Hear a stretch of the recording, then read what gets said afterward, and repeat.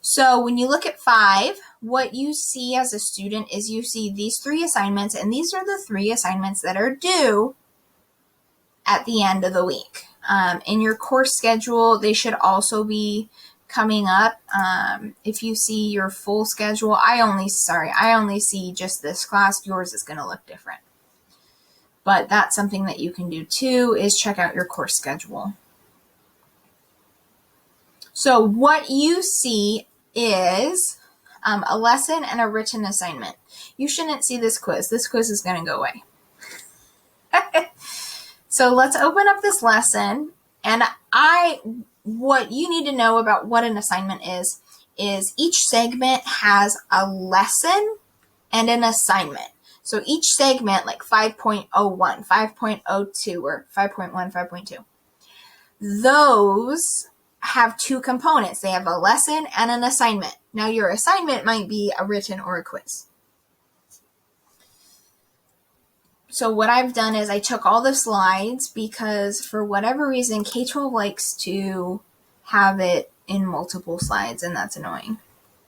So I put it all in one for you. So 5.1, we're going to talk about prior knowledge. And this is a reading strategy. So before you start reading something, and as you're reading something, you filter it through your own experience because you are a unique individual. There are some things that you know better than anybody else, and you've had experiences that no one ever will.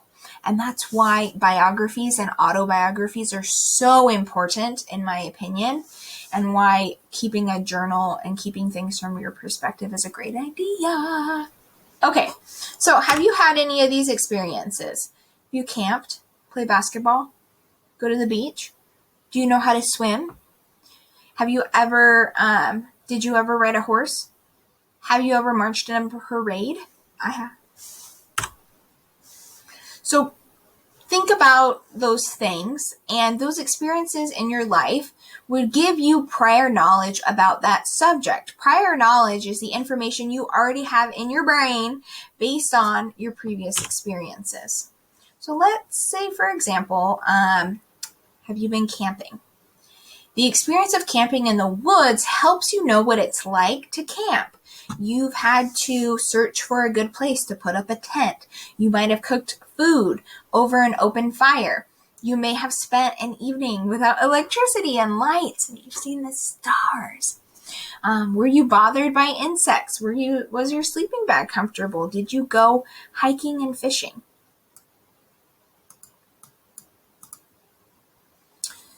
So you're like, what does camping have to do with anything? Well, when you're in Washington State history and you're going through this part about Lewis and Clark in the Louisiana Territory, you have somewhat of an idea of what it was like for Lewis and Clark to travel through to the Pacific Ocean. I'm not saying you know exactly what it was like because they obviously were in a different time than us, but you could relate to some of that discomfort.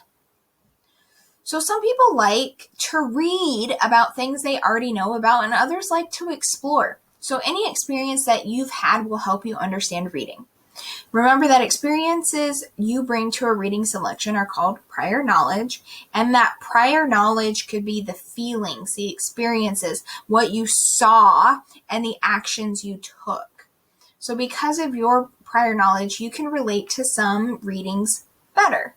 So some people like to read a book about basketball because they already have played basketball, where some people might like to read a book about soccer because they don't play it as much. So there will also be some readings that you don't understand because you don't have as much prior knowledge. Those tend to be a little bit tougher subjects, but as you're reading those that new subject, try to connect it. This is where the learning happens. So remember that relating your prior knowledge experiences to reading selections, it helps you better understand the material. Let's practice.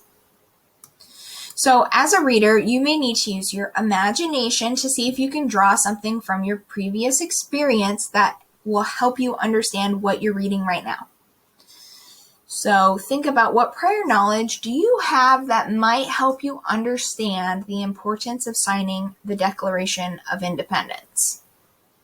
You're like, I don't know a lot about that. That's history. That was a long time ago. Well, the Declaration was signed on July 4th, 1776 in Philadelphia. Do you know anything about the 1700s or July 4th? Have you ever been to Philadelphia? That's prior knowledge. The Declaration of Independence was the first statement that the American colonies really wanted to break away. Like, there were riots and other things, but this was a very official document. Did you know that Thomas Jefferson helped write it? At this time, the Revolutionary War was being fought between the Americans and the British. Have you ever seen National Treasure? You might know some stuff about that time period. And just watch that movie, #I love Nicolas Cage. The fighting in the Revolutionary War ended on October 19th, 1781, when General Cornwallis surrendered to General George Washington in Yorktown, Virginia. Have you ever heard of George Washington? Did you know that he was the general leading the Revolutionary Army? And it lasted about 8 years. So if you could answer some of those questions in green, that's the type of questions that you ask yourself to activate your prior knowledge. Also, have you ever watched a fireworks display on the 4th of July? Like, then you would know that we still celebrate in the United States this independence. Okay. And even though it was signed a while ago, it's still important. If you want to go over this little piece, you can. So asking, do you feel like Lisa? And reading a text and trying to connect emotionally. So she's writing an email to her teacher. She got something wrong and it was embarrassing. So if something like that has happened to you, then you are better able to connect with her and relate to her experience because you have some empathy for her.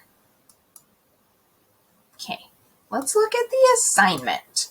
So what we want to do is pop back over to our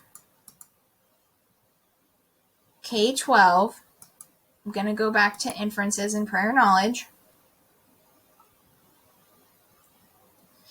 And in the written assignment section, I've decided that it's really a lot easier to do written assignments in Google Classroom. I don't love splitting things, but this is what I'm going to do is I'm going to put a link in here that takes you to your classroom. So this is actually second period when I'm recording this. So I'm going to open up second period. And let's look at where that stuff is. So you'll go to classwork. And this organizes things. So the only assignment in here right now is 5.1. And let's read the directions. Open up the document, lesson 5.1, prior knowledge, and write your answers when prompted. If you need a refresher on what happens in the story, I've attached Holes chapters 1 through 3.